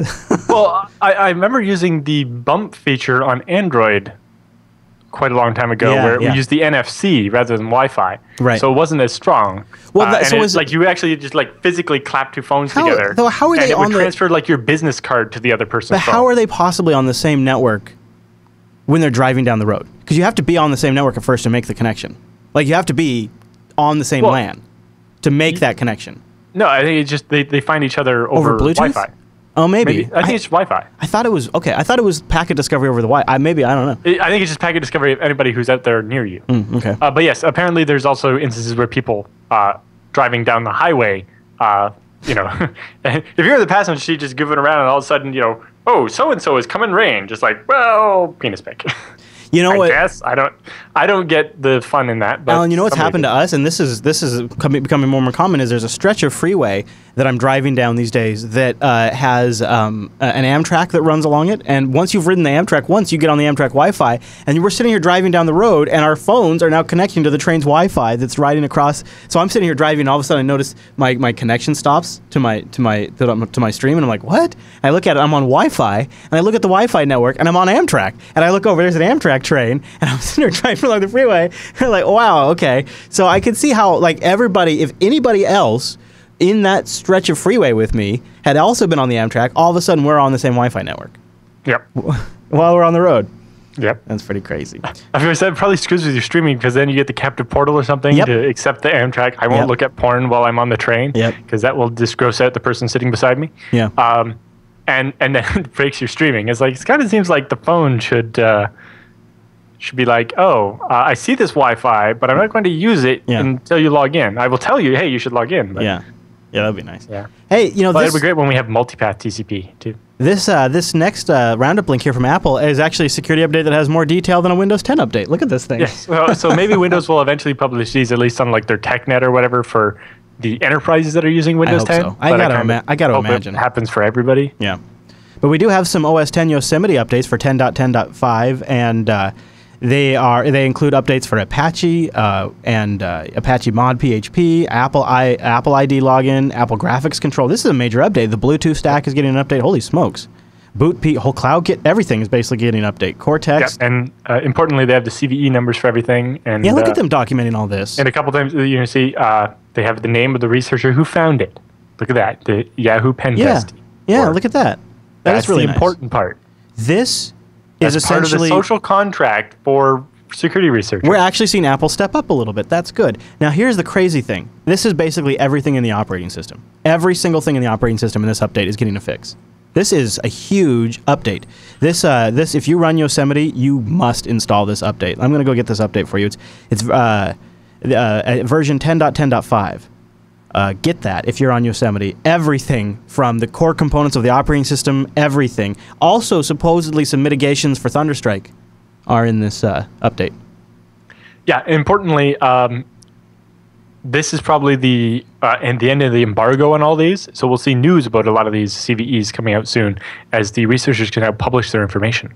Yeah, there's one of the reasons why this looks so big is they're not just updating all the Apple technology like the Quartz Composer framework and Quick Look and those things. They're also updating all of the open source apps that ship with it, like Perl, Python, and Postgres. And I don't like. Do they use Postgres in the desktop, or is that just Apple servers also 10.10? Yes, correct. Yeah. Wow, that is a massive freaking update. You know, the other thing I like is for more information about Apple Product Security PGP keys. See how to use the Apple Product Security PGP key. That's nice too. Well, they're realizing that people expect that. If you use FreeBSD, then yes, every security note you get is signed by the FreeBSD security officer. Yep. And you can depend that there's not, because otherwise I could send you a fake security advisory saying, "Hey, download and install this patch. It will make your system secure." Also, the other thing I like, everybody except me. The other thing I like is in the very first paragraph right here of this security announcement, they have a link that you can click to say if you want to give us a security disclosure and it's this product, this is the area you contact. Yes. That's nice too. Yeah, it's important that every company publish how you tell us how to send stuff when you find it. Because that's actually a complaint we've gotten is I don't know how to report to this company that they have a flaw. Each country does have a computer emergency response team, CERT, and you can report to them, and then they can contact the companies. There you go. Some researchers do it this way also just to isolate themselves from the company yelling at them or trying to sue them or something. But it can, this way it's a quasi-governmental agency that's contacting, Sony who wouldn't accept your email or whatever. The only thing that's unclear with me, and I don't know, Apple maybe does this differently. I don't know if they're updating the previous operating systems, like the last one. Are they updating 10.9 too with this stuff? Because here it says the Apache fix is available for Mavericks and Yosemite. So some of these fixes are going out to Mavericks. I'm guessing if it's some of these are Yosemite only, though. Apple server, then they'll fix it. Or some of it could be that the bug wasn't introduced until. Yeah, that's true too. Yeah.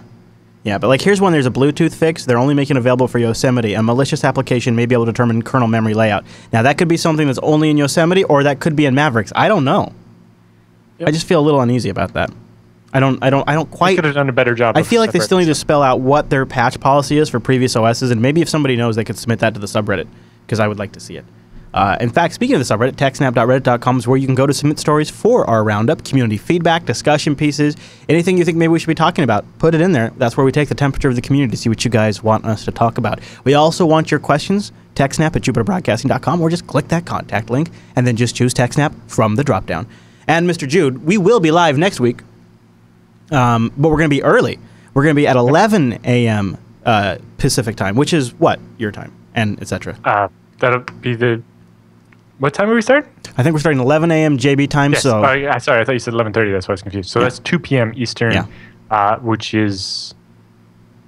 That's the one I don't know. It's 1600 UTC. Okay. And jblive.tv. No, 1800 UTC. Sorry. Okay. jblive.tv, or go to jupiterbroadcasting.com/calendar, and then you don't have to worry about the math. And you can also just grab the RSS feeds and don't worry about all our crazy recording shenanigans and just get every single episode when it comes out every week. Friday mornings usually. Or Thursday late evening if you're on the Pacific West Coast. All right, Mr. Judah, anything else we need to cover in this week's episode of TechSNAP? Nope. All right, then I'm going to consider this one all done. Okay, everybody, thank you so much for tuning in this week's episode of TechSNAP, and we'll see you right back here next week.